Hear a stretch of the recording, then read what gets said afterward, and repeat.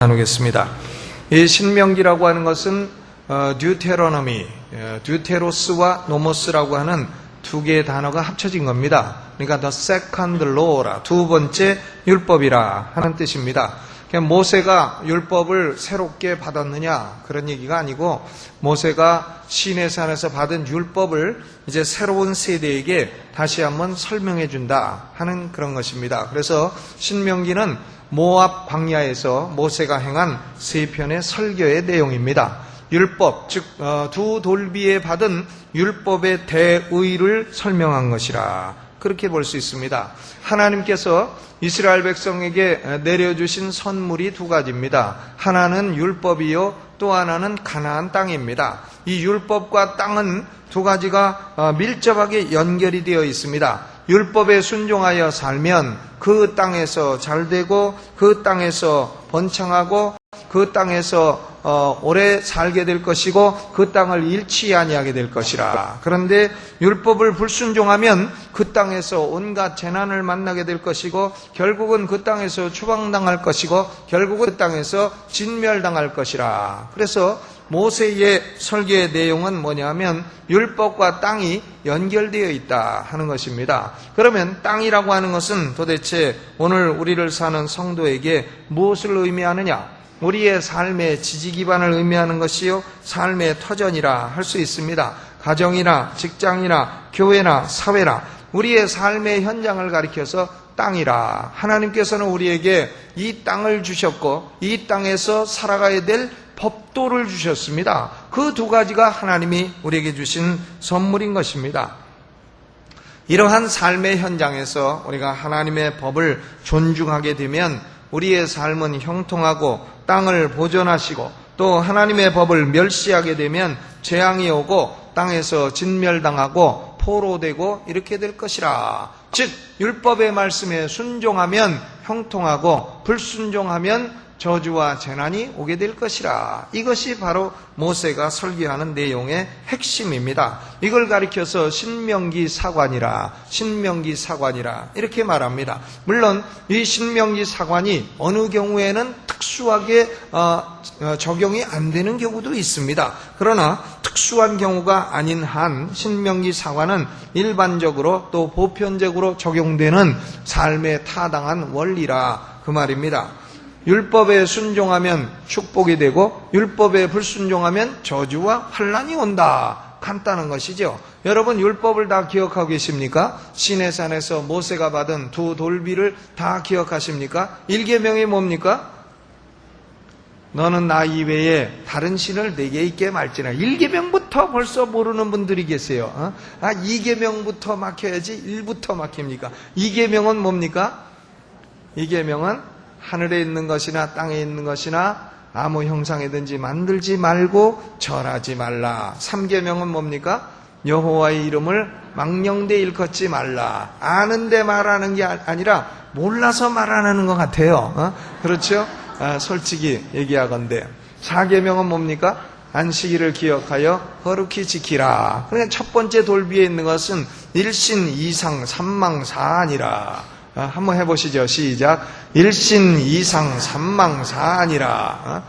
일신 이상 삼망 사안 다 외워놓고서 집에 가서 이게 또 뭐더라 이러면 골치 아파요.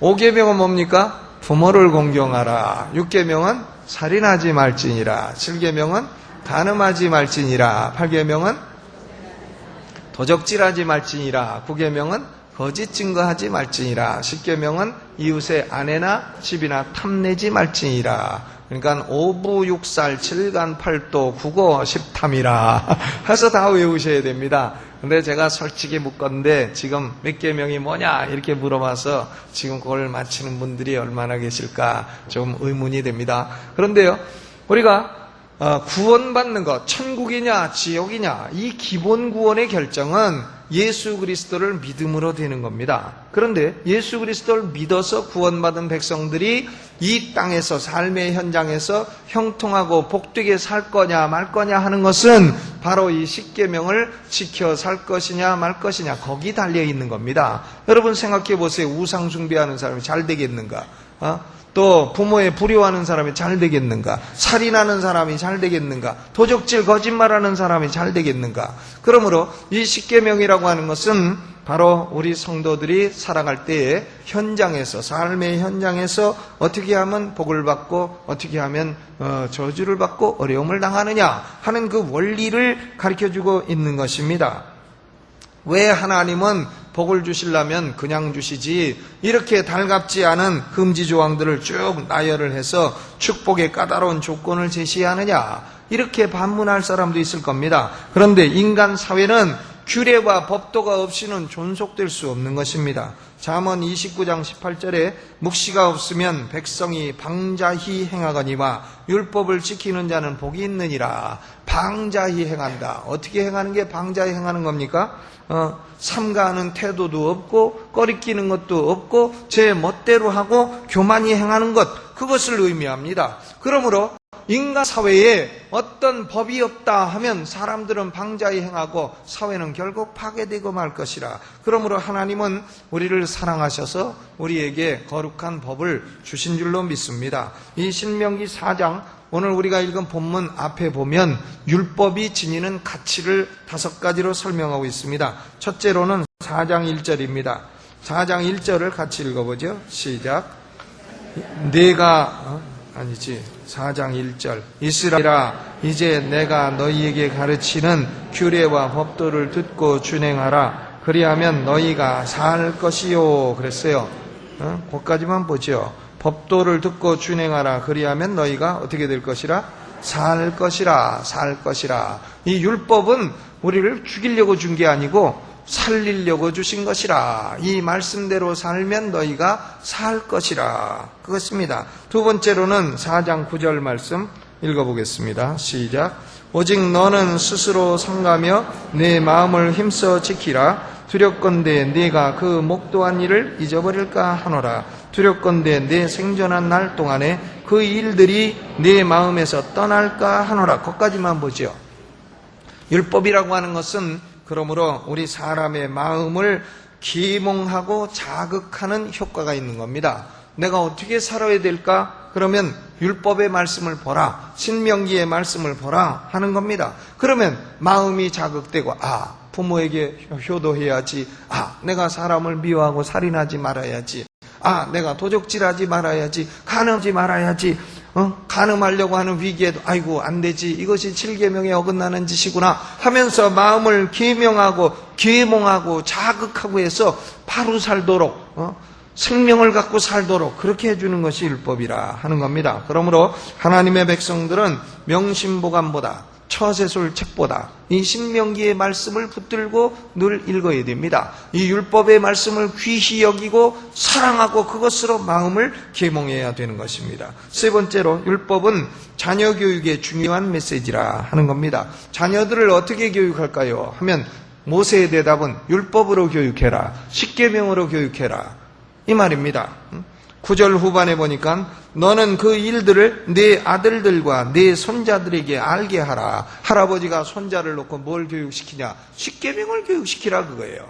또 부모가 자식을 놓고 뭘 교육시키냐? 십계명을 교육시켜라. 부모를 공경해라. 살인하지 마라. 사람을 미워하지 마라. 또 도적질하지 마라. 간음하지 마라. 탐내지 마라. 이런 걸 교육시켜야 된다는 겁니다. 또 하나님 위에 다른 신을 내게 있게 말라. 안식일을 기억하고 거룩히 지키라. 하나님 이름 망령되일 걷지 말고 우상 숭배하지 마라. 이런 것들을 자식들에게 교육을 시켜야 된다 그겁니다. 그러면 자식들이 그걸 잘 듣느냐? 듣던지 안 듣던지 그건 자식의 책임이에요. 자식이 듣고 그대로 살아 복을 받던지, 아니면 아이고 우리 아버지의 그 원리는 나는 마음에 안 들어, 나는 내 마음대로 살겠어, 탕자처럼 나가서 허랑방탕하고 살던지, 그건 자식의 책임입니다. 그러나 부모들은 자녀들에게 이 율법의 말씀, 하나님의 거룩한 법을 가르쳐야 되는 것입니다. 제가 어떤 책을 보니까요, 이런 게 있어요. 십계명을 가르치면 애들을 망친다. 책 제목이 그겁니다. 십계명을 가르치고 애들을 가르치고 했더니 자녀들이 도리어 까꾸로 가고 삐뚤어 갔더라. 청개구리처럼. 그러므로 십계명을 가르치지 말아야 된다 이런 건데, 여러분, 그러면 십계명을 가르쳐도 잘못 삐뚤어 가는 사람인데, 그러면 나쁜 걸 가르치면 바로 됩니까? 나쁜 걸 가르쳐요? 우상숭배해라, 부모를 때려라, 도적질해라, 간음해라, 이렇게 가르치란 말입니까? 아니죠. 자녀들이 그 말씀을 안 듣는다고 해도 우리는 바른 걸 가르쳐야 되는 것입니다. 아멘. 그러므로 자녀 교육의 원리가 뭐냐? 바로 율법으로 교육해라 하는 것입니다. 네 번째로 율법의 기능이 뭐냐? 사회를 하나로 묶는 구심점이 된다. 10절에 보니까 여호와께서 내게 이르시기를 나를 위하여 백성을 모으라. 백성들을 모아라. 모아가지고 백성들을 하나로 연합하고 백성들을 정화시키고 교육시키고 하는 데에 율법이 구심점이 되어야 된다 하는 겁니다. 오늘날 우리 사회는요, 사회를 하나로 묶는 구심점이 없어져 버렸어요. 없어지다 보니까 뭐가 등장했느냐? 스포츠가 등장을 해가지고 축구가 사회를 하나로 묶는 구심점 역할을 하고 있는데 그것이 그렇게 바람직한 것은 아닙니다. 이 사회의 구심점은 하나님의 거룩한 법이 되어야 할 줄로 믿습니다. 다섯 번째로 이 율법이라고 하는 것은 이웃 사회, 이웃 국가에도 큰 영향을 준다 그랬어요. 6절에 보니까 너희는 지켜 행하라. 그리하면 열국 앞에 너희의 지혜요 너희의 지식이니라. 열국 사람들이 이스라엘 백성들이 율법 지키는 걸 보면 저 사람들은 대국이구나. 저 사람들은 어떻게 저런 지혜로운 법을 얻게 됐는가.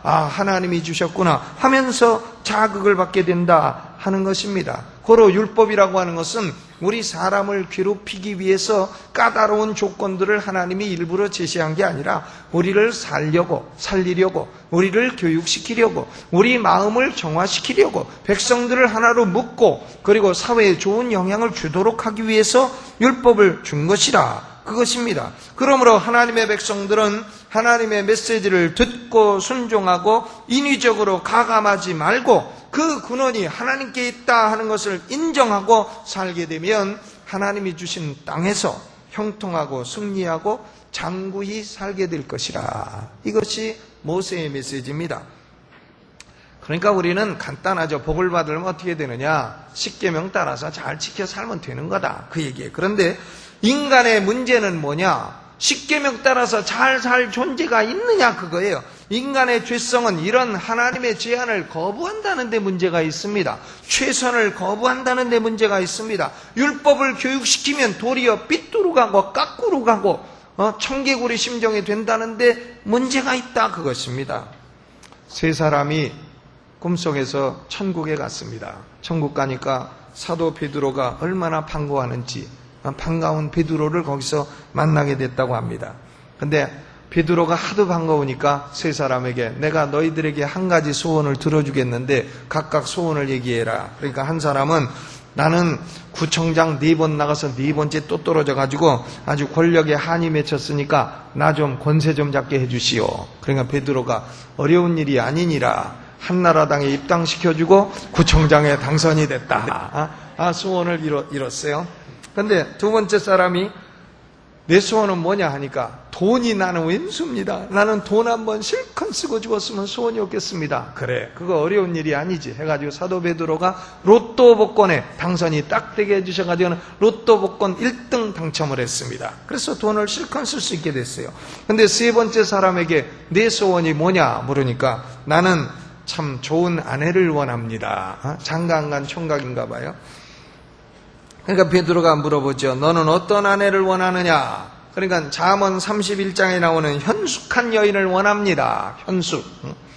입을 열어 지혜를 베풀며 그 혀로 인애의 법을 말하며 그 집안일을 보살피고 게을리 얻은 양식을 먹지 아니하며 자식들은 일어나 살해하며 남편은 칭찬하는 그런 여자를 원합니다. 그러니까 베드로가 가만히 보더니 옛기 사람아 그런 여자 있으면 내가 데리고 살지 너한테 주냐 이랬다는 확인이 안 된 얘기가 있습니다. 여러분 보세요. 우리가요 복 받는 비결 몰라서 못 받습니까? 뻔히 다 알아요. 뻔히 다 알면서도 이렇게 살면 성실하게 살고 지혜롭게 살고 부지런하게 살고 바르게 살고 그러면 복을 받는다. 이거 뭐 그런 걸 들으려고 교회 나옵니까? 뻔한 얘기를. 그런데 만약에요 우리 인간이 그렇게 율법을 지켜서 복을 받을 수 있는 능력이 있고 한다면 성경이 필요 없을 겁니다. 예수님도 필요가 없을 거예요. 복음이라는 것이 필요가 없을 겁니다. 그런데 이스라엘 백성들은 스스로 부패하여 하나님의 노를 격발하고 그 땅에서 결국은 멸망하고 열국으로 흩어지는 결과를 보게 된 것입니다. 하나님께서 이스라엘 백성을 택해서 시험을 한 거예요. 야, 율법을 지키면 너희가 형통하고 잘 되는데 한번 너희 이스라엘 백성을 택해서 시험을 해보겠다. 해봤더니 결국 백성들은 율법을 어기고 우상숭배하고 멸망하고 열국에 쫓겨나고 부패하고 타락하고 이런 결과가 오게 됐다, 그것입니다. 어느 민족을 세워서 실험을 해봐도 결과는 똑같다, 그거예요. 그런데 우리 인간이 이처럼 율법을 불순종해서 환난 고통을 당하는 것으로 결말이 나고 그걸로 끝이냐? 만일 그렇다면 복음은 무슨 필요가 있으며 예수님은 무슨 필요가 있겠습니까? 결말로 환난으로 끝나고 다 죽는 거 망하는 거로 끝난다 하면은 구원자가 필요가 없는 겁니다. 그런데 복음이라고 하는 것은 바로 인간이 하나님의 율법을 불순종해서 환난을 당하는 그 지점으로부터 필요하게 되는 것입니다. 우리가 왜 예수 이름이 필요하고 우리가 왜 하나님의 자비가 필요하냐? 율법을 불순종해서 환난 고통을 당하는 처지에 들어가기 때문에 스스로 부패해서 그런 처지로 인간은 가는 본성을, 타락된 본성을 가지고 있기 때문에 복음이 필요하고 은혜가 필요하고 하나님의 자비가 필요하다, 그 말입니다. 그러면 하나님의 백성들, 불신자라도 마찬가지예요. 인간이 예수님을 찾아야 할 때는 언제냐? 오늘 본문은 세 가지를 묘사하고 있습니다. 29절에는 그러나 네가 거기서라 그랬어요. 거기서, from there. 환난을 당하고 포로가 되고 강제로 목속의 신들을 섬기지 않을 수 없는 그런 상황이 되면 거기서 내 하나님 여호와를 구하라 그랬어요. 또 30절에 보면 이 모든 일이 내게 임하여 환난을 당하다가 그랬습니다. 환난을 당할 때가 주님을 간절히 찾을 때가 된 것이라, 그 말입니다. 사업을 하다가 망해서 빚만 짊어지고 큰 고민이 임했다. 그러면 어떡합니까? 여러분 어떡하십니까? 사업을 하다 망했다. 돈도 없고 빚만 지고 몸도 병들고 죽자니 청춘이요 살자니 고통이라. 빚쟁이는 몰려오고 줄 능력도 없고 감옥 가자니 자식이 불쌍하고. 참 환난이죠. 교회 가자고 그렇게 조르던 아내가 그만 세상을 떠나서 허전함이 임했다. 환난입니다. 건강이라면 걱정 없다던 사람이 그만 암병이 생겨서 이제는 참 죽을 지경이 됐다. 환난입니다. 인생살이의 환난의 종류는 10가지, 100가지, 1000가지, 10,000가지가 넘습니다. 환난 때에는 어떻게 하면 되는 겁니까? 오늘 모세가 하는 말이 그거예요. 여러분 환난을 당하셨습니까? 모세의 말을 들으세요. 환난 당할 때에는 당황할 것도 없고 주저할 것도 없고 오직 어떻게 하면 되느냐? 예수의 이름을 부르고 여호와 하나님을 찾으라, 그 말이에요. 시편 50편 15절에 환난 날에 나를 부르라 내가 너를 건지리니 네가 나를 영화롭게 하리로다 그랬습니다. 환난 날에 나를 부르라 내가 너를 몰라주리니 네가 나를 모욕하리로다, 이렇게 기록된 게 아닙니다. 환난 날에 나를 부르라 내가 너를 건지리니 네가 나를 영화롭게 하리로다 그랬습니다. 여러분 환난을 당하면요, 제가 말씀드립니다. 다른 데 가지 마시고 당황하지도 마시고 주저하지도 마시고 그리고 미루지도 마세요. 미루지도 내일 할게 모레 할게 그러지 마세요. 아니 중병 걸려서 죽게 된 사람이 명의가 있다. 그런데 명의를 찾아가라 하는데 내일 갈게 모레 갈게 그런 사람이 있습니까? 지금 물에 빠져 죽게 된 사람이 구손이 왔는데 1시간 뒤에 잡을게 2시간 뒤에 잡을게 물 더 먹고 잡을게 그런 사람이 있습니까? 주저할 거 없습니다. 딱 붙으세요. 딱 붙으시고 주여 내가 하나님의 법을 어겨 이처럼 비참하게 환난을 당했으니 나를 건져주시고 도와주시고 내가 회개하고 다시 돌이키기 원하오니 나를 붙들어 주옵소서, 이렇게 기도하세요. 아멘. 그러면 하나님이 건져주실 줄로 믿으시기를 주의 이름으로 축원합니다. 다른 거 없습니다. 방석 하나 가지고 예배당 앞에 오고 기도원에 가거나 해서 3일만 탁 하나님 앞에서 눈물을 흘리고 기도하면 어떤 환난도 살아날 길이 생겨난다 그 말이에요. 그것이 지금 모세가 오늘 본문을 통해서 하나님의 백성에게 하시는 말씀인 것입니다. 또 세 번째 30절 중반에 보니까 끝날에라 그랬어요. 끝날에, in later days, 끝날에. 이 끝날이라는 것은 물론 환난의 과정에 막바지에 달했을 때라 하는 의미로도 볼 수 있지만은 산전수전 다 겪고 인생의 후반부에 달한 그 시간이라고도 볼 수가 있는 것입니다. 이제 내 인생도 저물고 젊음도 끝나고 영화도 지났고 죽음도 가까웠고 나도 늙었고 지쳤고 피곤하고 이제 다 떨어지게 됐다 하는 그런 상황에서도 주 예수를 찾으라 그 말이에요. 그러면 인생의 현세는 비록 끝날지라도 인생의 현세로만 있는 거 아닙니다. 영원한 내세가 있고 영원한 내세에 하나님이 예비하신 축복을 누리게 될 것이라. 그러므로 인간은 환난을 당하는 그 자리에서 비록 인생 노년기라 할지라도 끝날이라 할지라도 끝날이라 해서 이제 끝날이 돼서 죽게 될 지경이 이르렀다 할지라도 그 시간에 여호와를 구하면 찾으면 만나게 될 줄로 믿으시기를 주의 이름으로 축원합니다. 여기 모세는 하나님의 자비를 체험하는 방법을 세 가지로 말했습니다. 첫째는 여호와를 찾으라 하는 겁니다. 29절에는 여호와를 구하라는 말로 번역이 됐습니다. 그러나 내가 거기서 네 하나님 여호와를 구하게 되리니 만일 마음을 다하고 성품을 다해 그를 구하면 만나리라. 예레미야서 29장 13절에 너희가 전심으로 나를 꼭 찾으면 나를 만나리라. 어떻게 찾으면 만나리라고요? 전심으로.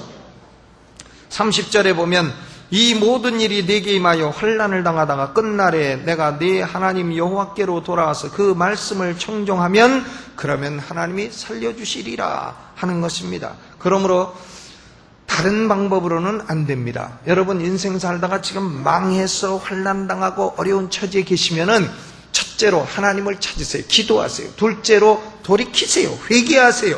그리고 셋째로는 하나님 말씀을 청종하십시오. 순종하세요. 불순종으로는 구원받을 수 없습니다. 그러므로 회개하고 기도하고 순종하면 시편 46편 1절 말씀대로 하나님은 우리의 피난처시요 힘이시니 환난 중에 만날 큰 도움이시라. 하나님이 우리에게 큰 도움을 베풀어 주실 줄로 믿으시기를 주의 이름으로 축원합니다. 여러분 참 방석을 가지고 내가 환난을 당해서 하나님의 이름을 회개함으로 참 일주일 동안 찾고 부르짖었는데도 아무 은혜도 안 주셨다. 그러면 저한테 다시 찾아오세요. 저는 하나님께 따져볼랍니다. 하나님 시편 50편 15절을 언제 지우셨습니까? 하나님 신명기 4장 25절로 31절 말씀을 언제 지워버렸습니까? 하나님이 말씀하라고 해서 내가 전했는데 이러실 수가 있습니까? 난 하나님께 따질 테니까요.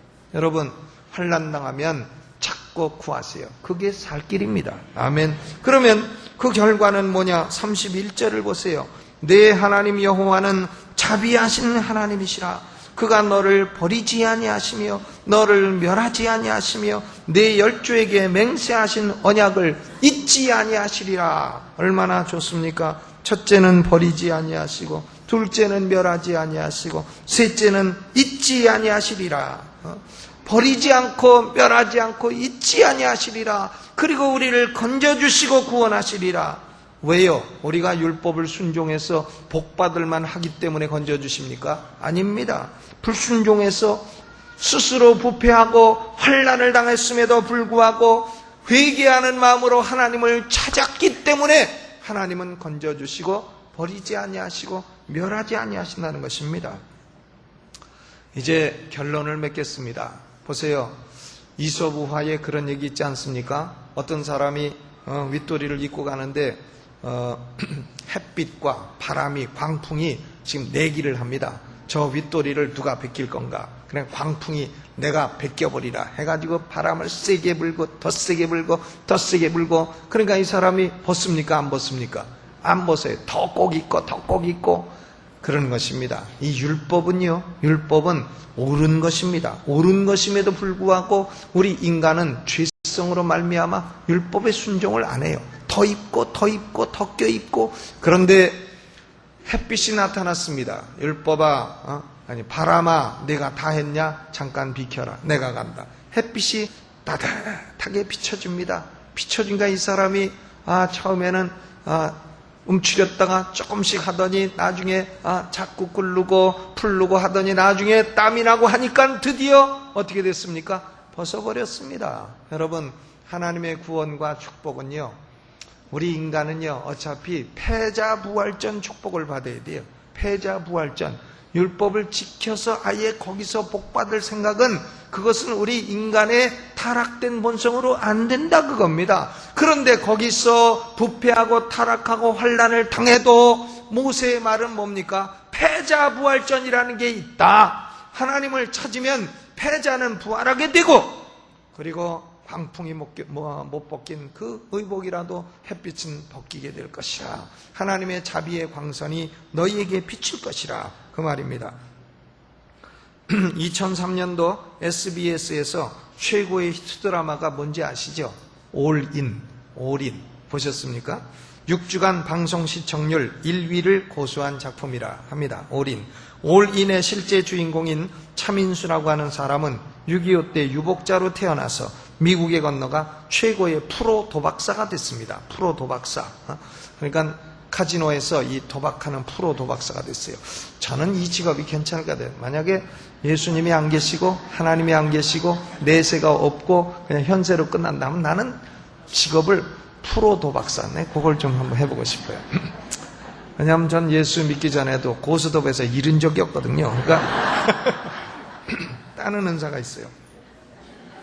그래서 요걸 좀 해보고 싶은데, 그만 예수님 계시고 하나님 계시고 내세에 있고 그래서 못하는데, 이 차민수가요 프로 도박사가 됐습니다. 그런데 그의 인생의 원리는 두 가지가 막 교차하는 겁니다. 하나님의 뜻을 따르려는 원리와 자기 마음대로 살려가는 원리, 두 가지가 교차하는데 이 사람이 자기 마음대로 살려가는 원리가 지배해버렸습니다. 그래서 결국은 마약을 먹어 건강도 해치고 가정도 파괴되고 이런 지경에 이르렀습니다. 바로 그 환난의 자리에서 이 차민수는 무릎을 꿇고 하나님께 회개에 기도함으로 그는 건강도 회복되고 가정도 회복되고 프로 도박사로서 날리는 사람이 됐다. 이것이 올인의 얘기입니다. 아유, 목사님 그 드라마 언제 다 보셨어요? 나 안 봤어요. 그냥 책으로 본 거죠. 책으로 본 거예요. 근데 이 드라마 얘기를 바쁜 시간에 하려는 게 아니고요, 이 드라마를 기록한 올인의 저자가 누구냐? 이 사람이 노승일 집사라는 분입니다. 역곡동 교회 다니는 분인데, 이분이 올인이라고 하는 소설을 기록하고 나서 역곡동 교회에서 이 원산 폭격하는 자세로 기도를 했다 그래요. 원산 폭격은 머리를 땅에다 대고 이렇게 기도하는 겁니다. 무슨 기도를 했냐면, 하나님 내게 기침이라도 한번 해주세요. 기침, 콜록콜록, 이거라도 나한테 한번 해주세요. 그 기도란 거예요. 찬송가 168장 하나님의 나팔소리 천지진동할 때 이 곡을 싹 바꿔갖고 하나님의 기침소리 천지진동할 때 이렇게 바꿔가지고는 계속 부르고 기도했는데, 그만 이 노승일 집사의 작품이 대히트를 하게 됐고 그의 인생은 대역전의 전기를 마련하게 된 것입니다. 여러분, 우리는요 축복받으려면 패자 부활전에서 축복받아야 됩니다. 여러분, 지금 예배를 하고 있어도 마음은 하나님께서 멀어진 분 계십니까? 마음이 하나님께서 멀어지면 축복도 그만큼 멀어지는 거예요. 삶의 환난이 와서 허둥대는 분 안 계십니까? 내가 어쩌다 이 지경이 됐는가? 내가 어쩌다가 이렇게 됐는가? 허둥지둥 그런 분 안 계십니까? 오늘 하나님의 기침소리라도 들으시기를 주의 이름으로 축원합니다. 딴 거 없어요. 여호와 앞에 회개하고 엎드려 기도하고 하나님을 찾으세요. 하나님, 내가 환난 당하게 됐으니 날 도와주시오. 내 구원의 하나님이여, 내가 예수 믿는 사람이 날 구원해 주시오. 도와주시오. 기도하면 하나님은 버리지 아니하시고 멸하지 아니하시고 잊지 아니하시고 자비로우신 하나님이라. 하나님의 자비를 여러분에게 보여주실 줄로 믿으시기를 주님의 이름으로 축원합니다. 오늘 이 말씀 생각하며 두 손 들겠습니다. 여러분 중에 지금 삶이 고통이 오고 환난이 온 분 안 계십니까? 오늘 모세의 말씀대로 여호와를 구하면 그를 만나리라. 오늘 하나님이여 내게 노승일 집사님에게 그렇게 축복하신 것처럼 내게 기침소리라도 한번 보여주시기를 원하나이다. 두 손 들고 주여 한번 크게 부르고 통성으로 뜨겁게 기도합니다. 주여! 소리내서 기도하세요. 여러분, 하나님의 법을 지키면 복을 받게 될 것입니다. 땅에서 형통하고 장구히 살게 될 것입니다. 그러나 우리는 하나님의 법을 지키지 못하고 불순종하고 스스로 부패하는 존재입니다. 그러나 하나님은 자비하신 하나님이라 그 부패와 환난의 자리에서 하나님께 부르짖고 기도하면 하나님은 들으시고 건지시고 구하여 주실 줄로 믿습니다. 우리 하나님 사랑하는 성도들 가운데 오늘 하나님으로부터 마음이 멀어져 인생 살다가 환난과 고통에 온 성도들이 있으면 오늘 하나님을 찾습니다. 하나님을 찾되 마음을 다하고 정성을 다하여 간절히 찾습니다. 하나님이여 도와주시기를 원합니다. 하나님은 환난 날에 만날 큰 도움이라 하셨사오니 오늘도 사랑하는 성도들에게 큰 도움 되어 주시고 하나님 도우시는 역사 기침소리라도 한번 들려주시기를 원하나이다. 오 주여, 우리를 사랑하시는 주여, 오늘 사랑하는 성도들에게 하나님이여 광풍으로 안 되는 것도 하나님은 햇빛으로 옷을 벗기신다 하셨사오니 하나님 자비의 햇빛을 비추어 주옵소서. 예수님의 이름으로 감사하고 기도하옵나이다. 아멘.